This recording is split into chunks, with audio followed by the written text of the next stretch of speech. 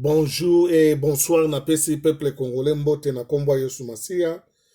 Bandeko, actualité nous oblige. Lelo tolandi bandeko eloko ezali tozomona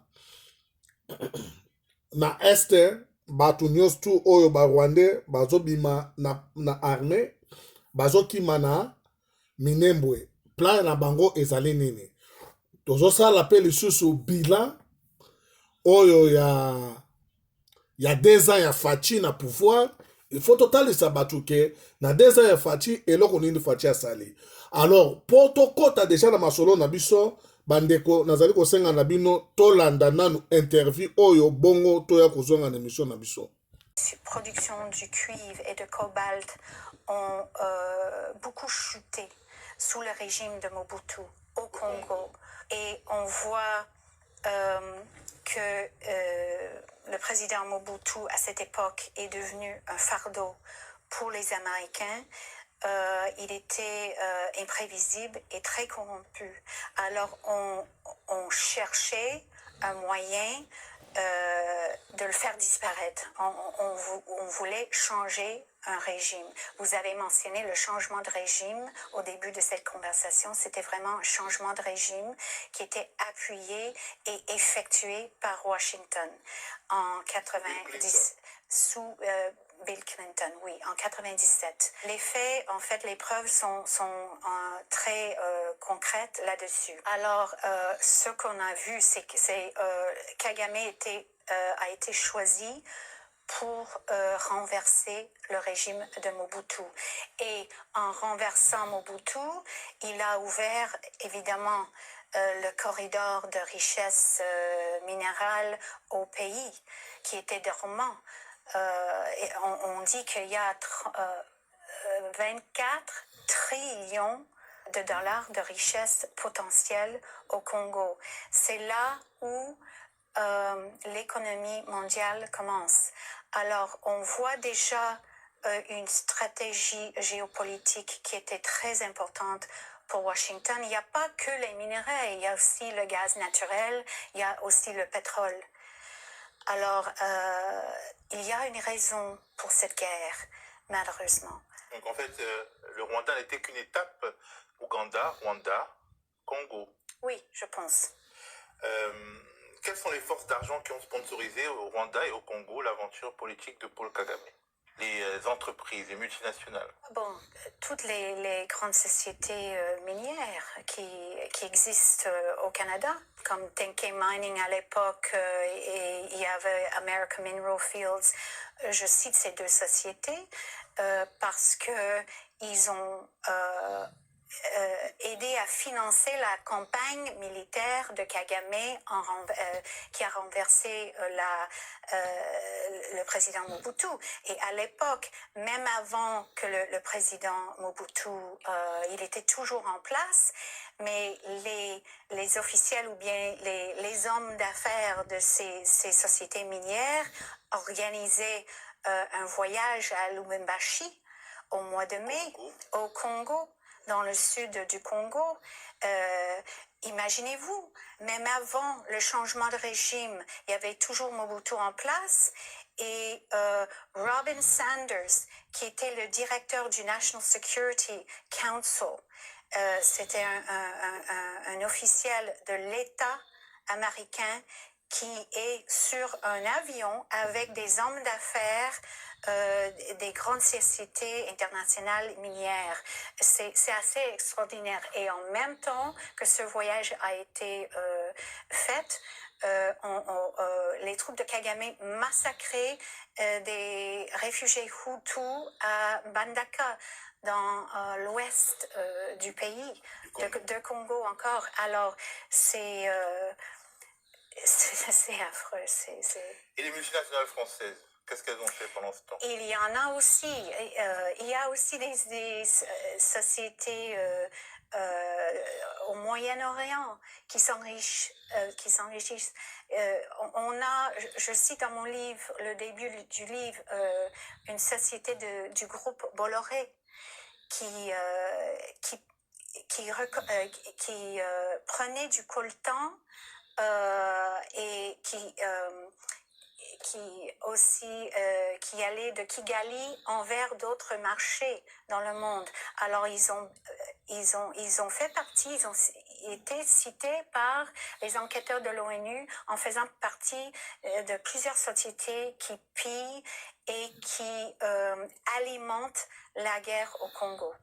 Ce qui est important, c'est de savoir qu'en fait, ce coltan, c'était un coltan de contrebande, c'est-à-dire le coltan du Congo volé et transporté au Rwanda, puis transporté sur les marchés internationaux, qui va se retrouver dans nos téléphones et nos objets électroniques de cette manière-là. Exact. Comment expliquer donc que les gouvernements français, en particulier sur Sarkozy et Macron, aient été autant soucieux de se réconcilier avec le Rwanda de Paul Kagame après tout ce que vous décrivez? Oui, à partir de 2007,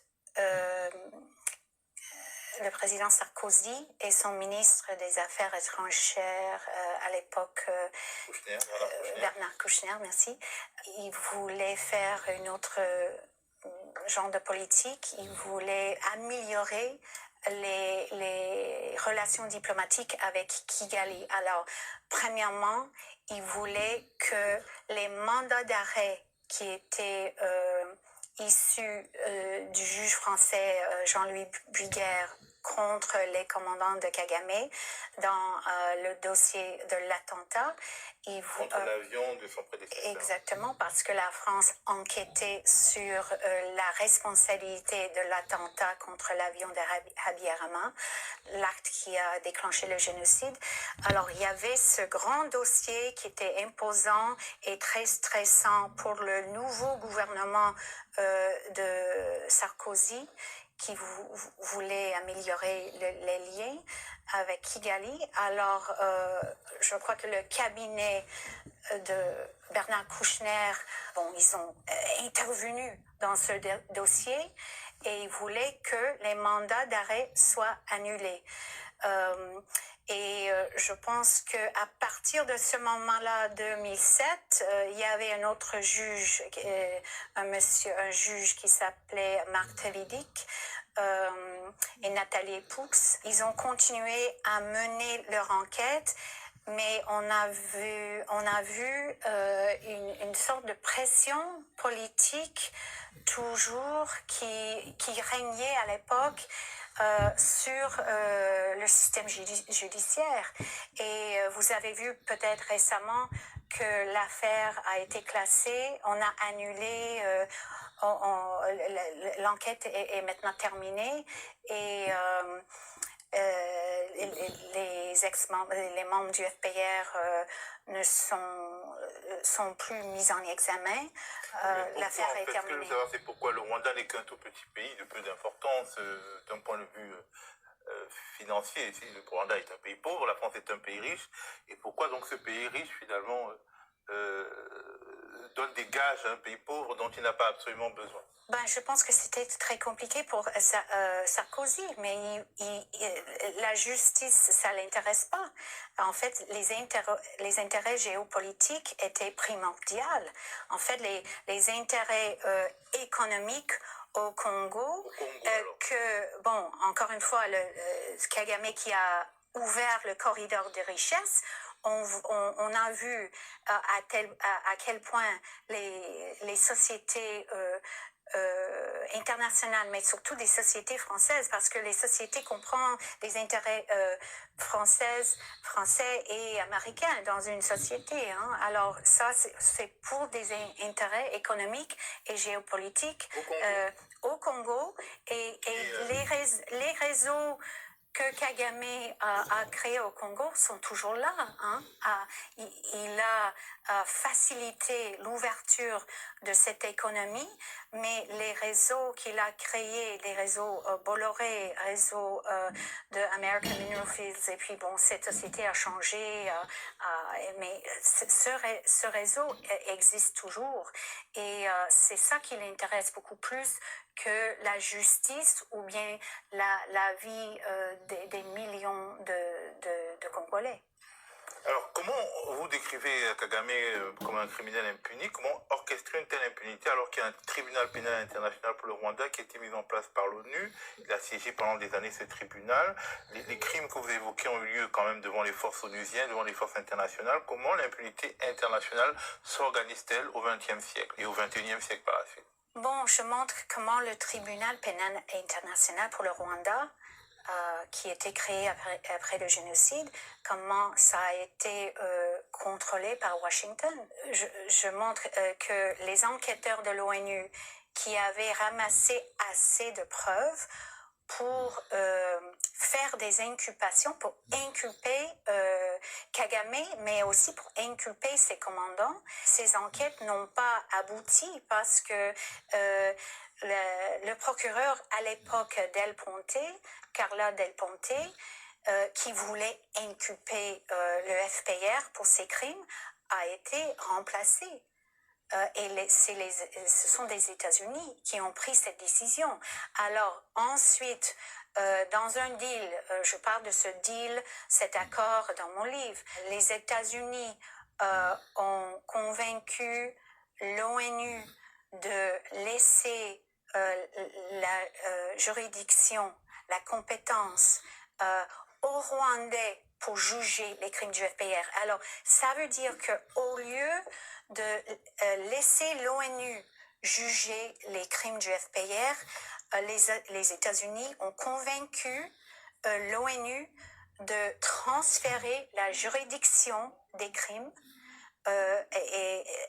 à Kigali. Ça veut dire que... En gros, on laisse au FPR le soin de juger le FPR. Oui, c'est extraordinaire. Alors, c'est des criminels qui ont la capacité, l'opportunité de enquêter sur leurs propres crimes. Quelques questions d'actualité à propos du prix Nobel de la paix 2018 du docteur Denis Mukwege, congolais aussi appelé l'homme qui répare les femmes. Regardons pour une mise en contexte un petit zap vidéo. En République démocratique du Congo, depuis 1997, on estime qu'un demi-million de viols auraient été perpétrés. Une arme de guerre utilisée par tous les groupes armés congolais ou rwandais. Au-delà des blessures physiques, les traumatismes psychiques sont profonds pour les femmes et les enfants qui en sont victimes.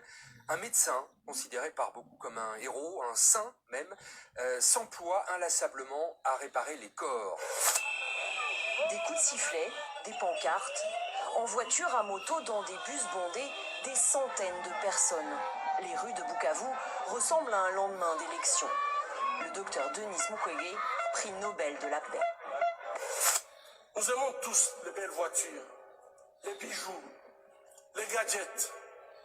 J'ai moi-même un smartphone. Ces objets contiennent des minéraux qu'on trouve chez nous, souvent extraits dans des conditions inhumaines par des enfants jeunes qui sont victimes d'intimidation et de violences sexuelles. En conduisant votre voiture électrique, en utilisant votre smartphone, en admirant vos bijoux, réfléchissez un instant au coût humain de la fabrication de ces objets. Toujours en RDC, le président se dit préoccupé par la sécurité du prix Nobel de la paix, Denis Mukwege. Félix Tshisekedi a demandé au gouvernement de veiller à la protection du célèbre médecin et d'ouvrir une enquête sur les menaces de mort à son encontre. Le docteur Mukwege, critique des autorités, propose notamment la création d'un tribunal pénal international pour la RDC. Alors, pourquoi un tel homme est menacé de mort et pourquoi le Rwanda de Paul Kagame est accusé d'être derrière ces menaces? Dr Mukwege mène depuis longtemps une campagne favorable qui vise à créer un tribunal qui pourrait juger les crimes commis au Congo. Et tout le monde sait que la guerre au Congo a été déclenchée par les troupes de Kagame et Kagame et ses troupes et les milices qu'il a gérées depuis des années sont responsables pour les pires atrocités. Ça ne veut pas dire qu'il n'y a pas d'autres éléments et d'autres acteurs qui ont commis des crimes, mais un tribunal créé dans l'avenir pour juger les crimes va certainement juger Kagame et les membres de son régime. Alors, c'est pourquoi les appels de Dr Mukwege sont très importants et c'est pourquoi c'est quelque chose que Kagame n'est pas d'accord. Alors, les critiques de Mukwege sont de pire en pire par les membres du régime et depuis un certain temps, Mukwege a reçu des menaces assez troublantes par rapport à sa sécurité et par rapport à la sécurité de ses membres de famille. Alors, c'est bien qu'il parle ouvertement de ces menaces et c'est bien qu'on commence à parler de qui est responsable pour ces menaces. Et je vois aussi des choses positives dans le sens que je vois le Parlement européen la semaine dernière qui a appelé au Conseil de sécurité de l'ONU pour créer un tribunal pour le Congo. Alors, il y a quand même de bonnes choses qui se passent et je pense que l'honneur, c'est aux efforts de Mukwege qui sont responsables.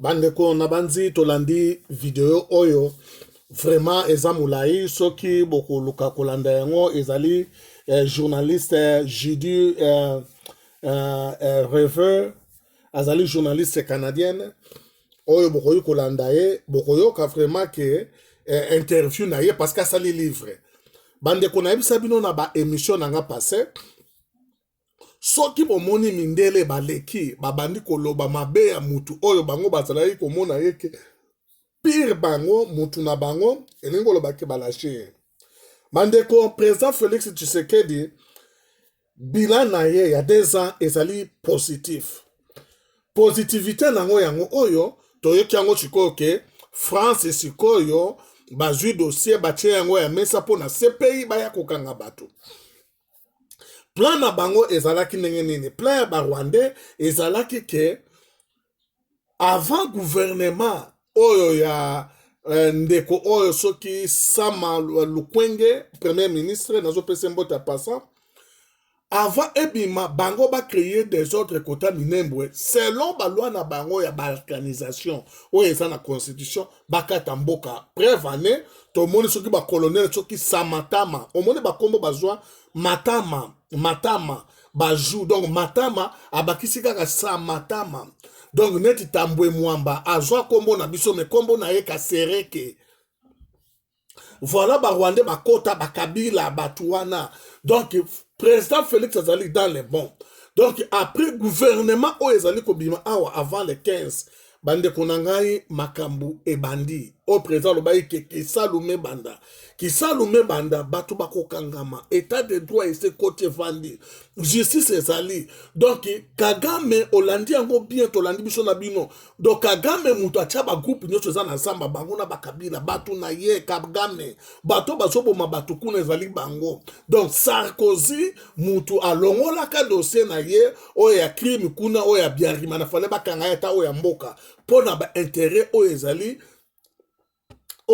matériel neti ba kolta wana voilà state pas alaki na kati mais ba PCM Congo yango batie Félix bande ko to soutenir Félix azande ko na biso donc je ezali bien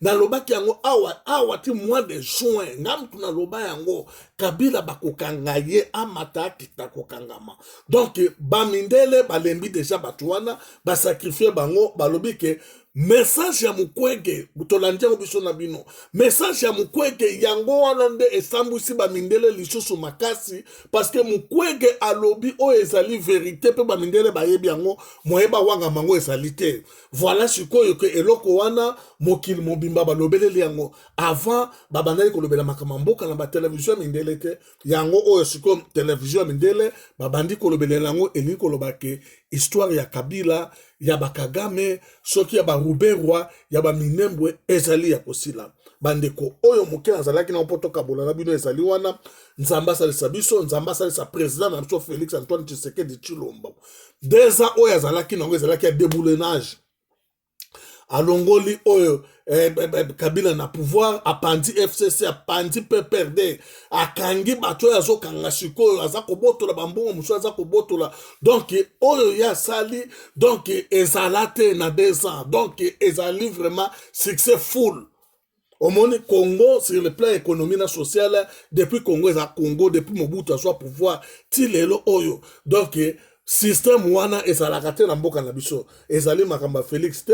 Félix a osala makasi na ndenge na ye. Azongi se la biso mboka, asalo ya kosala soka lembi oya koya, akobongisa nzela eketambola. Bandeko tosambela mingi pona ndeko na biso Félix na bandi biso na bino tolandi yango. Donc, CPI ezala mboka. Ces paysans en mboka, autant, ba militaire à autant, ba sali koya après gouvernement ekebima. Sur le gouvernement bimi, ba militaire à autant, oh bazalaka na Italie, parce que Congo ezali membre à autant, bango wana bazali ko kene na Kinshasa, pour na kose, na Est, kuna na Kivu, bazali ko kende, kuna ko benga na batutu bazali wana, pour na babiloko wana ko kende, bit bako komela kuna ezali, pour na mort ya, ambassadeur Lucas. Donc mort ambassadeur Lucas yango nde ezopesa opportunité to efungoli nzela ya kobenga batu wana. Soki batu wana baye sikoyo avant que gouvernement esa ebima elingi koloba ke mboka na biso ezali na mobulu yango président kobenga bango et que créer confusion na ba Rwandais bango bakotelema. Félix aza politicien ayebi eloko nini oyo ye azali kosala. To soutenir ye ateki mboka te azana ba Rwandais te preuve yango oyo mundele ndazali koloba ba message ya mundele bande konangai tozana avantage eloko nyonso ezali banile na suka omoni bato bazwa ba kauchu balemba yango batika yango omoni oyo pe bayibi wana nzamba zo bimisa bakolemba yango bakotika yango biso tokozwa mboka na biso erreur oyo esalamaki liboso tokolinga ngo sute zonga pona deuxième tour. Merci bandeko, tokomi prochainement. Bye.